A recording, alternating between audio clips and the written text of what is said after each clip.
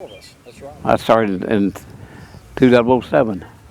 10 years since we dedicated it, Bill. Yep.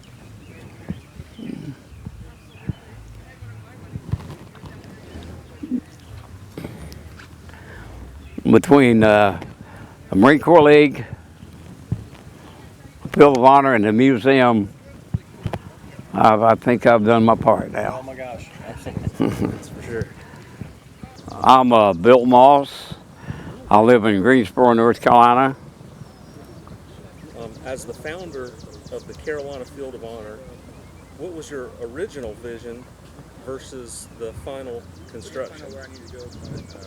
Actually, it came out the way I had planned it. I hired a uh, professional artist, and we did the renderings 2 or 3 times. I got it down to where we did a 8x10 color rendering, and I had several copies made, maybe hundreds, that I passed around all the different veterans groups back when it first started. And the way it turned out is exactly like it was painted on that artist. Is just, I would say, 100% perfect. Why did you feel it was the right time for a memorial in the Triad area? Quite frankly, this is an interesting story about 2007. Our economy was slowing down, a lot of jobs going to foreign countries. My business slowed down quite a bit, and I had a little extra time on my hands. And one day I read an article, I think it's a Greensboro paper, that we had more churches in the Triad, which is the Triad makes up 7 counties, than any place in the United States. And I started thinking how blessed we are to be in an area where we have so much churches. We have colleges, great schools, great trade schools, uh, medical facilities, hospitals as good as it can be. And what are we liking? And it came to my mind, we're liking a Veterans Memorial. We had one at City Park, but it was kind of off the beaten path. And I'd been collecting memorabilia for a museum of the Marines in Jacksonville.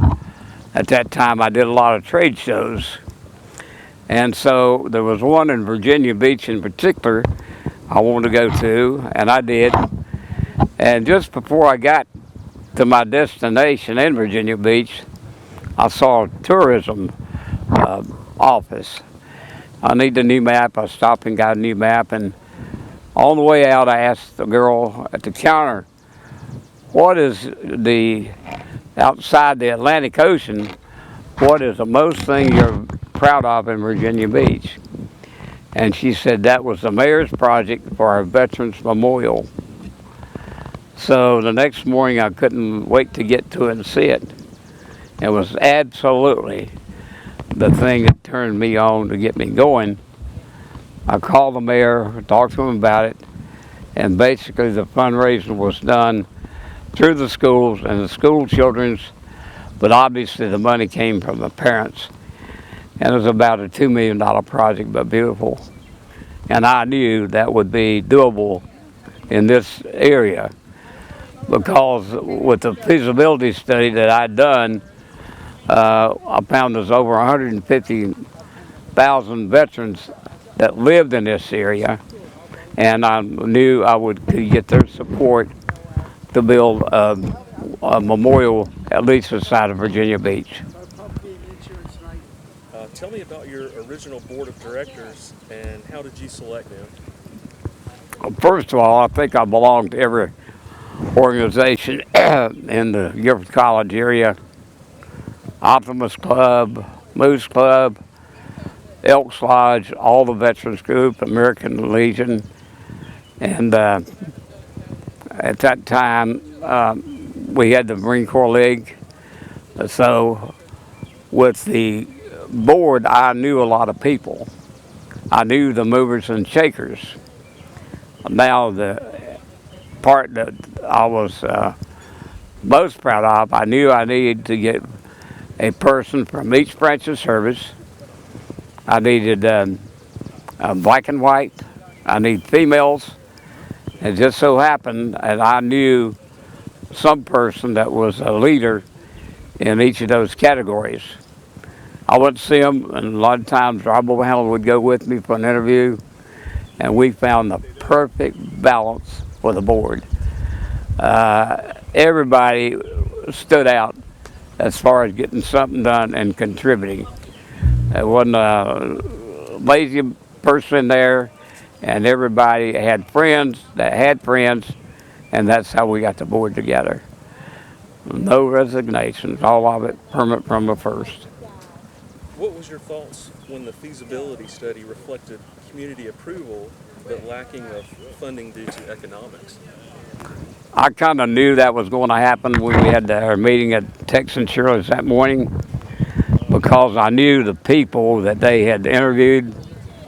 Most of them had called me, and they may be a leader in their business, but not necessarily in the community. And so when it came down to it, it's like our group of veterans, we don't really like to leave it up to another group to do our work for us. And when they said no, we just dismissed the group, and all of us there at the table rolled up our sleeves and said, let's roll. And that's what it is. It was a grassroots effort by all veteran board that did it. Tell me about the the two-county resolution, and how did you make that happen? Well, number one, after I found the property with a flyover, the first thing I did on Monday morning was call Roger Barksley, who was with the Greensboro Parks and Recs at that time, and told him what I had in mind. He informed me that this park was not Yadkin County, and they didn't do any maintenance here.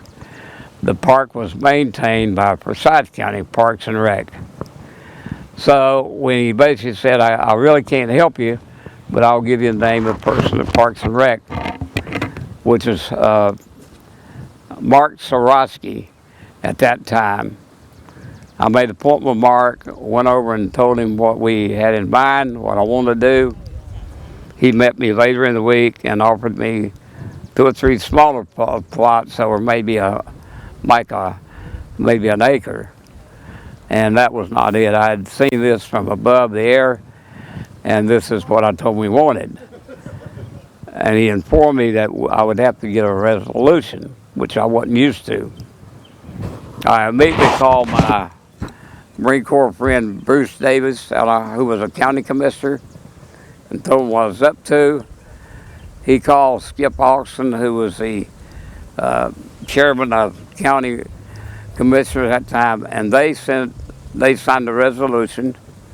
Skip did. Austin sent it to Winston-Salem, and I would call on them at least monthly to see the progress. And finally, 9 months later, 10th of December, I received a letter from Forsyth County that they had signed the resolution to, and now we had a spot to put the memorial.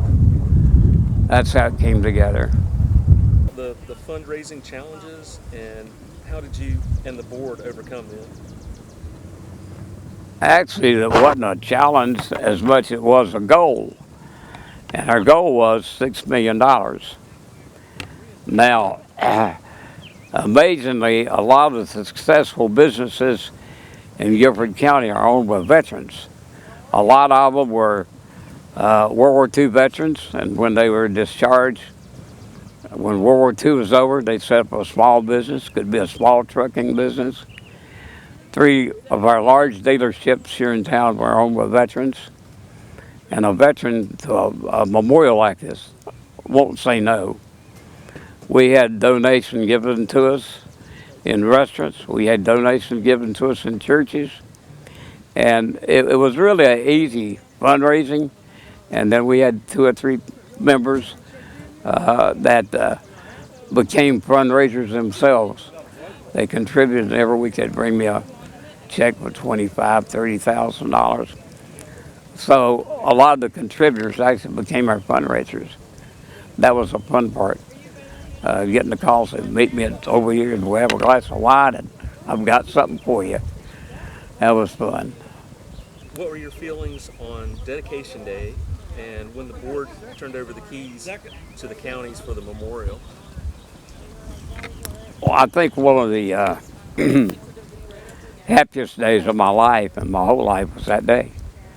Because here was a project that we, grassroots veterans, had planned, executed, put together, and it actually happened.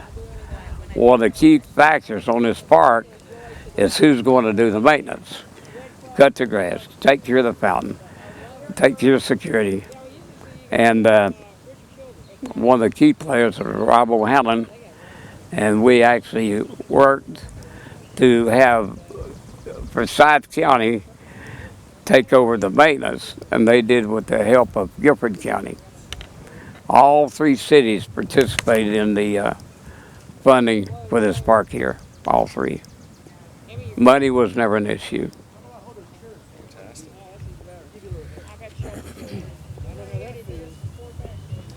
What? How y'all doing? Hey, Five. Hoorah. hoorah. Looking back from the beginning, what would you say you're the most proud of? The space itself, this space that we're in right today, and finding the spot was the key to it. It's like a good restaurant. You have to have a location. This particular park is sitting on land. Half of it is Forsyth County, and half is Guilford County. And all counties can participate, but the property itself is of two counties. And even our governor, Pat McCory, at the time mentioned the fact to get two counties to agree on anything is almost an impossible dream. But we did it. We're Marines. That's what we do. We get things done. Okay, will you be celebrating the 10th year anniversary next May? And how has the memorial met or exceeded your expectations? Well, I hope I can make it next May. All depends on my health. But has it better exceeded my expectations? Absolutely. I feel like a pastor in a small church that the membership outgrew the church size. This memorial has brought a lot of vet organizations together and others as well. We've had weddings out here. We've had promotions within the ranks of the military, and all of these shelters are always booked full for family reunions during the summer. But the biggest thing is finally the veterans group, whether it's American Legion, VFW, Marine Corps League, Heroes of North Carolina, women veterans groups of North Carolina, have come together, and this is kind of like the meeting place. This is where they come to when there's a convention or an event going on. So I never knew we had so many veteran groups in my life, and now it's been coordinated the way it should be. We're finally getting the needed help that some of the veterans need, and it's all because of this memorial. What do you want this and future generations to know about the Carolina Field of Honor and Bill Moss? That's a really good question there. I just want them to know that this is a place for veterans to come to and remember and never forget. As far as Bill Moss is concerned, I just happen to be the person that God selected to plant the seed and make it happen. Do you have a favorite story about the Carolina Field of Honor? This one is so clear. I think about it every week. In December of 2007, my daughter and her husband, who was a pilot with United Airlines, they bought them a small plane for Christmas. And decided to come and visit me here in Greensboro. And while I was here, I'd go out and we'd look at the plane. I said, let's take it up. I'm looking for a site for the Carolina Field of Honor. And he said, okay, you get behind the controls, I'll show you what to do. And it was real simple. We took off and we headed in the flight of the farmers market, because it's kind of a well-known area, kind of central to both counties. And so looking around, and for some reason I wasn't really paying that much attention. I saw the wheel. I got in this area, and the controller from the tower said, flight, whatever the number was that time, said, you need to change your heading to southeast. And Pat, my son-in-law, said, what's the problem? He said, there's a 747 headed straight towards you. As I turned the airplane to the right, southeast, I looked down for some reason, and I saw this piece of property. And without a doubt, it clicked in, you just found it. So this was my Christmas present that year and every year ever since. It was just a fluky thing that happened, but it made it happen. So that was my favorite one. I actually had my dog in the plane with me. Oh, really? And it was there, when I looked down, I saw this property. Whoop. That's what I've been looking for the past year. I think you did great. You think it's enough, or do we need to redo some questions? Or? Hey, Dustin, I need to see you just a minute. 1 minute. Rob, help me up. I'll come on over. Question 7 or 8. I just didn't want to bother you. Listen, Does he need to do something more? he's a member of the 260. Yeah. He has neck cancer. He was stationed Courthouse Bay, Lejeune. Which one was Would you give him a call? Yeah. Or you want me to have him call you? You'll be walking around a little bit. I'll give you my card when you come around too. Well, I've got the number. Yeah, I'll do that. But Yeah, I'll reach out. I don't know why he's reluctant to call. So what I do, somebody will call me, I'll call Because him. these guys are even if they're young, they're old and stubborn. That's what it is. Is that what it is? I mean, I'm not. Well, the one I just told you about, the flyover, was the best one. But for the most part, we had no problems. We had no fights. Verbally with our board or nothing. We moved along, we had smooth waters. And Rob, you was there at their meeting. Do you remember anything at all? It was all hands on deck, pushing forward. Every day. You did fantastic, sir. Well, consider my voice. I'm not polished like I was.